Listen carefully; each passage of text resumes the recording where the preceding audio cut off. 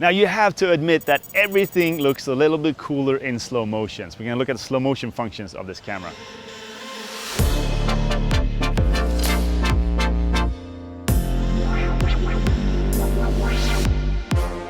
To shoot slow motion, we first go to the settings menu, then scroll to video settings. Switch the camera from standard 5.7K to 4K and you will get 50 frames per second, which is about half speed.